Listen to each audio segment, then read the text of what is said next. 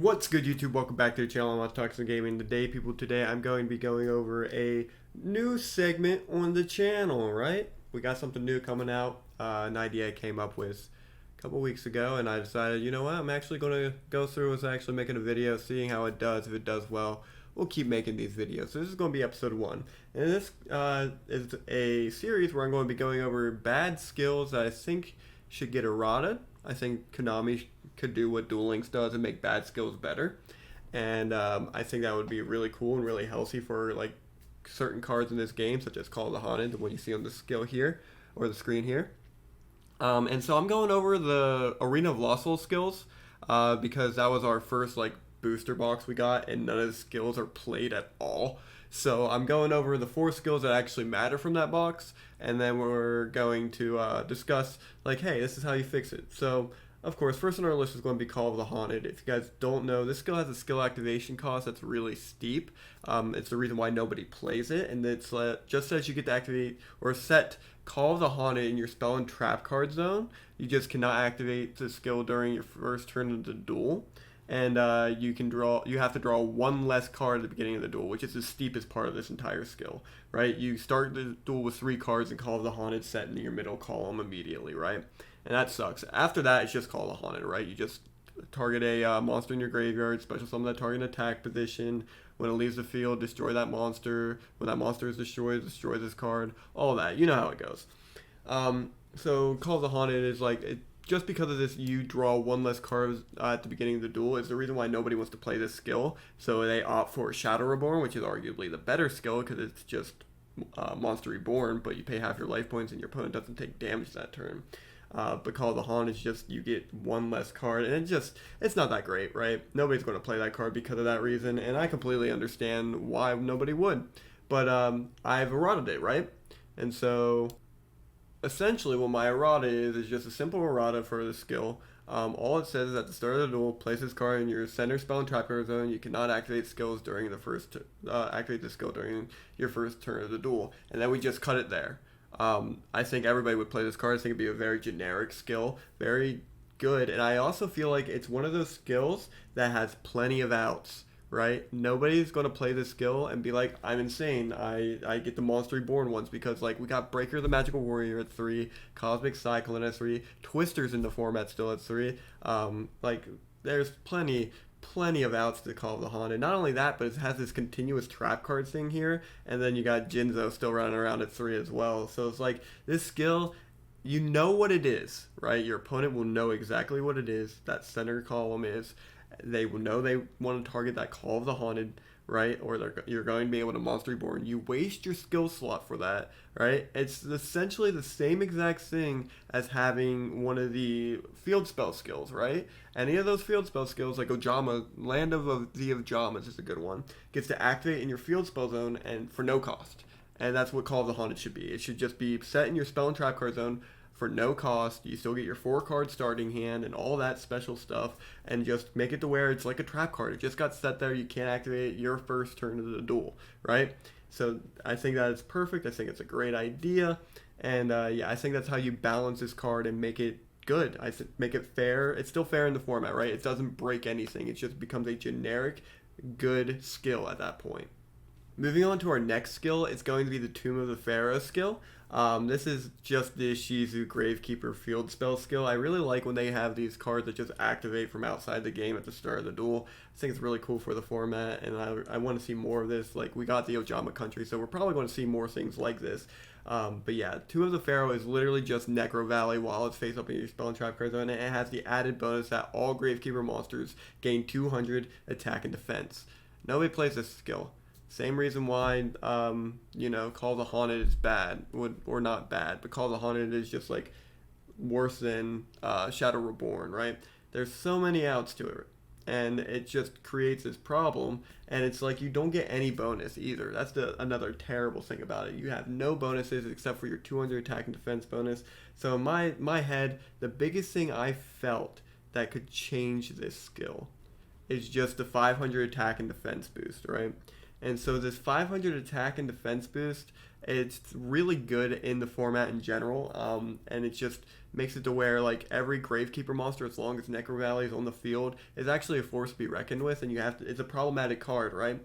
And so people are going to be more like, oh, I gotta get that Tomb of the Pharaoh off the field because they're beaters. They're going to be able to decline anything I try to summon, and it's going to be a huge problem. But not only that, you get cards that actually will get additional effects because you have Tomb of the Pharaoh on the field.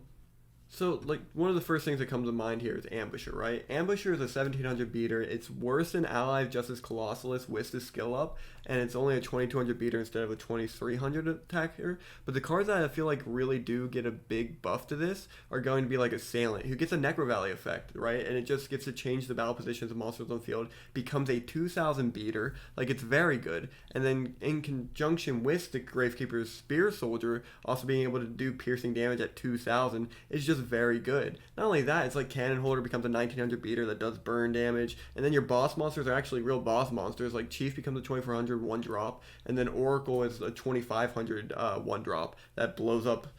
What is it? Destroy all set monsters your opponent controls, or all monsters your opponent controls lose 2000 attack and defense. It legitimately makes these cards into decent boss monsters that you want to be worried about. But like again, Cosmic Cyclone, Breaker the Magical Warrior, Twister, cards like that are still in this format. Chiron the Mage is another one, by the way.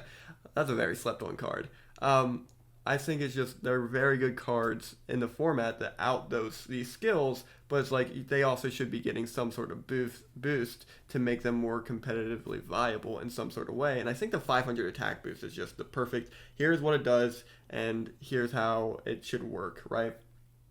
Next on our list is ectoplasmic fortification. Now this card took me a little bit of racking my brain to figure out how I can make this competitively viable without completely just throwing the entire skill away and being like, all right, I'm going to rewrite this entire thing. But yeah, I figured something out. So this skill reads once per turn. If you control a zombie monster, you can place a counter on this card. All zombie monsters you control gain 100 attack and lose 100 defense for each counter on it. And then any damage you take from battles involving your zombie monsters is doubled. So that is like a big no-no, right? Speed duels, we have half our life points compared to regular Yu-Gi-Oh! It is just taking double damage is just a mess. And it's like we don't have really any zombie cards, right?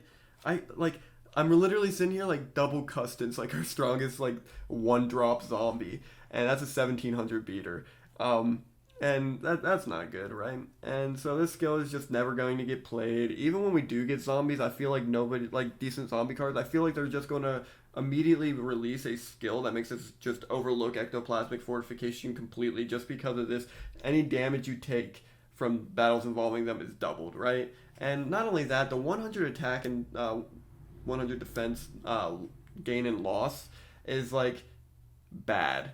All right, because you have to do it every single turn. You have to have a zombie there, right there and then. And if you don't get to use your skill. The strongest level 4 zombie, like I said, is double Custon, and it's just 18, 19, 20, and that's every turn. It's counting up like that, and it's just not enough. It's really not. So not only do you have this like lackluster like boost and decrease for whatever reason, but not only that, you also say, hey, you take double damage from these bad zombie cards. So the way I fixed ectoplasmic fortification is actually like, in my opinion, a really good way that they should, if they ever do decide to do something like this is the way they should do it.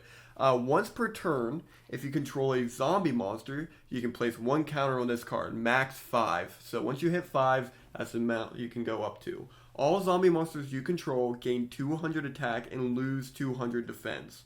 Alright? So it's that also that like, hey, you're gaining attack every single turn, and it's actually a decent boost to you as well. And you get a max of 5, so you max out at 1,000 attack points, right? So it's not bad. So, and then any battle damage your opponent takes from battles involving your zombie monsters is halved. This skill changed like this, it makes it drastically better. This skill makes zombies competitively viable. You know, in the minimum rogue, right? It becomes a top rogue deck because of this errata to it. And all it just says like after turn 5 of having this skill in speed duels, you get a 1,000 attack point boost, right? Your zombies are doing half damage, so they're not going to be like insane beat sticks that are like beating down your opponent every turn. And it's just one of those things where they become all of them become boss monsters. Because even after turn 1 with double Custon, I'm sorry I keep using that as the example, he's a 1900 beater, right? And then turn 2, if he stays on the field, he's a 2100. And then, it's really nice. And then our strongest zombie monsters are right here. Like, we have Despair from the Dark at 2800. He's a 2-drop. You have to be discarding him to the graveyard. You're not playing Viral, so you're not discarding him from your skill. You have to either call or Haunted Shrine it or Book of Life it. And then you get Great Mammoth of Goldfine, which is a fusion monster nobody's going to play. And then you get Patrician of Darkness and Vampire Lore, which are arguably your better targets for this deck, like your better 1-drop boss monsters for it. And then they're only going up to 3,000 attack points each. Vampire Lord has this recursion ability, but that just makes him into the deck's boss monster. Patrician has this weird kind of floodgatey effect, I guess, but still you have to wait 5 turns to turn these guys into 3k beaters that do half damage. One can reoccur if you destroy it by card effect, and the other one chooses what your attack targets are. So it's like that skill doesn't, even with the boost, it's not completely breaking the skill. It's not completely breaking speed duels or anything like that. It's just, a really decent skill altogether. And then lastly, the skill that I am most excited to be talking about here is going to be Royal Flush. Royal Flush is, one of those skills that I feel like you made an entire box based around this skill's boss monster and then didn't give the boss monster a skill. Like, oh man, this skill could have been significantly better. It never saw play. Nobody wanted to play it. It's just so much you have to invest into playing this skill and this deck, and it's just bad. You're not doing anything with this skill. If you don't know, it's once per turn. If you control Queen's Knight, you can pay 1,000 life points to normal summon 1 King's Knight in addition to your normal summoner set. King's Knight and Jack's Knight you control cannot attack directly the turn you use this skill. So, you have to have Queen's Knight, you have to have King's Knight. That's the big thing. You have to open both those monsters in your 4-card starting hand. You have to pay 1,000 life points, and you have to not open Jack's Knight for the skill to matter. Right? So you normal summon Queen's Knight after opening it, activate skill, pay 1,000 life points, normal summon King's Knight, use effect of King's Knight because you can control Queen's Knight, special summon Jack's Knight from your deck. And now, the other downside, neither your King's Knight or Jack Knight can attack directly. It's just inconsistent is what the issue with this is, and it's not a good payoff. You get nothing out of it except an additional normal summon if you have a specific 2 cards in your hand. It's just not great at all. So the way I fix this is my favorite skill out of everything that I've done today. So hopefully you like it. And this is Royal Flush. This is how I fixed it. Once per turn, if you control Queen's Knight, you can discard 1 card and pay 1,000 life points. Add 1 King's Knight from your deck to your hand. Then immediately after this effect resolves, you can normal summon it. Monsters you control cannot attack directly the turn you use this skill. It takes away the consistency problem, for one, right? It has more of a cost to it now because it's, in my opinion, a better skill. So you have to discard 1 and pay the 1,000 life points. So I think that's completely fair. And then monsters you control cannot attack directly the turn you use this skill. So it also takes away from, hey, King's Knight and Jack's Knight can't attack directly, but now it's any monster you summon. And so you're probably looking at this and you're like, that's a lot of downsides, Tox. And how do you think this is good? Well, you're adding a monster off a skill from a normal summon, right? And not only that, you're allowing an additional normal summon as long as you open Queen's Knight in a 20-card deck.